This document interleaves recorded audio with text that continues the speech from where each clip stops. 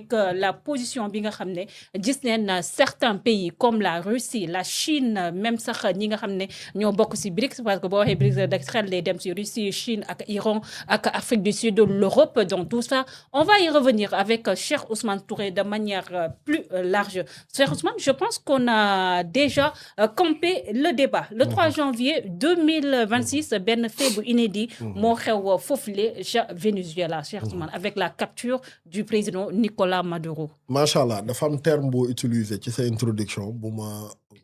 ma d'accord bu baax mooy le mot kidnapping. En réalité les États-Unis d'Amérique wala l'administration Trump dañu kidnappé ki nga xam ne mooy le président Maduro. di président d'un pays souverain boo xam ne dëkk bu indépendant la États-Unis jóge fële ca àll ba ñëw dugg ci capitale bi ci benn opération. na coppet président bi jël jàpp. moo bi noo ko munti justifier kidnapping la. c'est vrai. ñu kidnappé ko yamuñ ci kidnappé ko exhibé ko en trophée boo xoolee niñ ko wonee ci descente avion bi il était à découvert. c'est vrai. Sa sécurité était même exposée. niñ ko pavané dans les rues de New York fourgonnette bi tëjuñ ko. biñ koy wàcce tey muy dem comparaître alors que d'habitude boo gisoon benn prisonnier VIP wala bu toll wala bu am yenn statut su ma ko mënee waxee noonu buy doom de comparaître ay voitures banalisées la ñuy def nëbb ko pour sa propre sécurité bañ kenn am image am. tout à fait. mais boo xoolee avec Maduro c'est tout à fait le contraire. dañ ko exhiber boobu nag administration Trump bi exhiber ko message politique la dinaa ci ñëw si. donte. opération bu mel nii c'est pas une première quand même. Oui. am na dans le passé les États-Unis d'Amérique def nañ ko au Panama avec Samuel Noriega. donc c'est une deuxième. c'est une deuxième avant boobu l'Union soviétique def na ko en 79 ca Afghanistan. est-ce que le monsieur a été jugé dans les tribunaux Noriega, de ces pays? il a été arrêté xamutuma nag procès sud bi lan la. Sud bi mais en fait. jàppoon nañ ko moom même chose. Oui. moom sax daanaka dañu envahir dëkk bi. daf benn unité de l'élite yaakaar naa même chose waat les Delta Force jëlaat ko jàpp yóbbu. en 79 bi Union soviétique di envahir Afghanistan même chose la ñu boobu sax a pire dañoo tëdd ba guddi parachuté ay commando ñu éliminer membre gouvernement bi yëpp rey ñëpp li ko dalee président bi famille membre gouvernement ñëpp la ñu rey bi ñu yeewoo daanaka gouvernement bi kenn existé tul France tamit def na lu mel nii ak. en Côte d'Ivoire en 2011 mais c'était pour sauver l'ambassadeur du Japon. période de guerre civile bi mu amee. donc savoir-faire bi grande armée yu grande puissance yu bari am nañ ko mais nag est-ce que am nañ message dissuasif bi ci États-Unis àndal. mooy États-Unis bi muy ñëw di jàpp président Maduro tëbul tëb rek yónni benn commando boo xoolee dafa déployer benn force de frappe extraordinaire. gigantesque ba ñëpp na day envahir dëkk bi mu def benn opération commando jàpp waa ji accompagner ko ak ay série de frappe boo xoolee loolu mooy différencier armée américaine ak yeneen grande puissance militaire yi armée États-Unis dañoo tabax seen armée ci benn doctrine boo xam ne dañ ko préparer ci mu projeté wu ci 5 différents théâtres d'opération yoo xam ne bu ci nekk d'envergure lay nekk loolu moom rek ko am li Russie di nekk première puissance nucléaire amu peut-être Chine mi ngi ci voie boobu mais benn réew amul loolu mooy te États-Unis mën na mener 5 grandes batailles en même temps effectif am du ko yëg loolu moom rek ko am moom ñoom loolu mooy seen doctrine militaire. ci lañ ko préparé à travers leur porte-avions ak effectif bi mu laa jëpp boo xoolee jàpp bi ñu jàpp Maduro dafa am yu ciy feeñ benn bi mooy renseignement. matériel ni ñu mënoon di ko pister xam lieu bi exact ni mel renseignement humain leer na la ne amoon na benn infiltré dans son entourage proche ki leen mënoon wax exactement fi mu ne la complicité de l'armée la vénézuélienne. complicité effectivement parce que dañ leer na la depuis quelque temps CIA mi ngi fa doon mener ay opération infiltré woon nañ cercle proche am d'ailleurs sax njëkkoon nañ ko jéem a kidnapper à travers son pilote tout à fait. ki doon dawal avion la ñu bëggoon fay na ko boo ko waree yóbbu benn destination da ngay détourner avion bi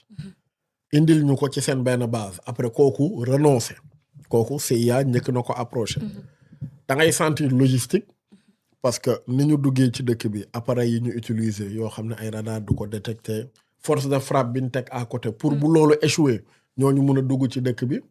intervenir donc li ci feeñ dafa bëri. mais loolu yëpp am njàpp dafa am benn message bu ci États-Unis di lancer d'autres pays mooy bu leen menacer suñu sécurité interne suñu sécurité nationale li tax ma évoqué baatu sécurité nationale xam nga ñu bëri dañ jàpp ni li ñu Trump présenté Maduro dañ ko jàpp ndax trafic de drogue bi doon jóge dëkkam dugg biir États-Unis non c'est faux Maduro jàppuñ ko ngir loolu li tax États-Unis jàppuñ coûte que dañu war a jëlee Maduro biir Venezuela question de sécurité nationale benn bi ressource la muy pétrole Venezuela bokk na ci réew yi ëppale ressource ci wàllum pétrole ci àddina bi dañuy wax sax l'une des premières wala deuxième la sauf que moom dañuy wax ne pétrole am bi bu diis la dafa laaj raffinage bu baax loolu mooy benn bi beneen bi da ngay tudd Pékin na Chine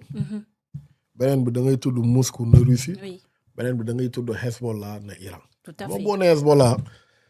ca Venezuela ñu bëri danañ la ne lan moo ci yoonu Hezbollah depuis quelque temps depuis ay dizaine d'années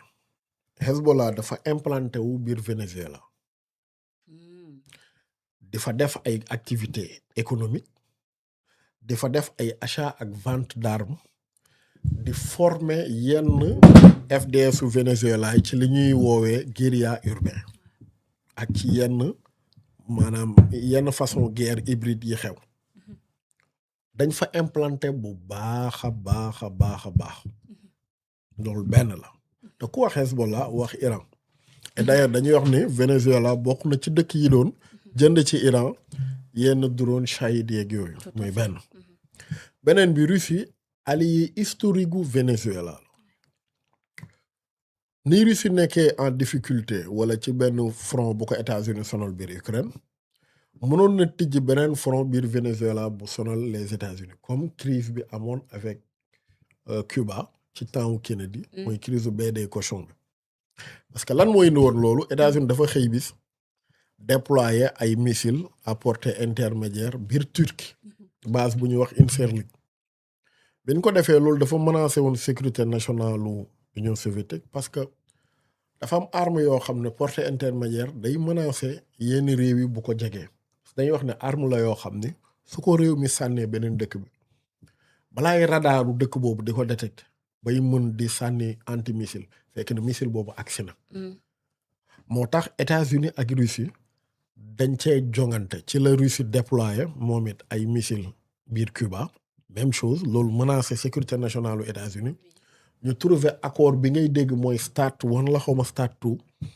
mooy États-Unis ak Russie dañoo convenir na kenn ci ñoom du déployer ci frontière u moroomam ay missiles à portée intermédiaire loolu la ñuy wax de 0 à 500 kilomètres. Tout à fait. ñu éliminer ko donc kon Russie mënoon na def même chose biir Venezuela wala tijji benn front wala réarmer Venezuela wala def fa déploiement boo xam ni mën na menacer seen sécurité nationale loolu benn bi la mais beneen bi gën a mag Chine la Chine dafa commencé dugg Amérique du Sud ak Amérique latine di leen jàppale ngir contrer les États-Unis te Chine dafa am lu Russie amul mooy manne financière bu baax a baax dafa commencé di implanter wu dëkk yooyu di ingérer ci loo xam ne dëkk yooyu mun nga ne précaré wu États-Unis la donc jàppal ne Maduro jëlee wuñ ko ci réew mi kidnappé ko comme ni ñu ko wooyee ngir ay jaayum drogue mais dañ ko kidnappé pour des questions de sécurité nationale pour les États-Unis. Tout à fait. Cheikh Ousmane laal nga question yu am solo mu nekk les questions liées à la sécurité des États-Unis question aussi liées li nga xam ne moo nekk pétrole bi yaa ngi koy wax ñu bëri jàpp ne sax li nga xam ne moo nekk réserve pétrole mondial bi mu ngi foofule ca Venezuela mais malheureusement ñoom seen pétrole bi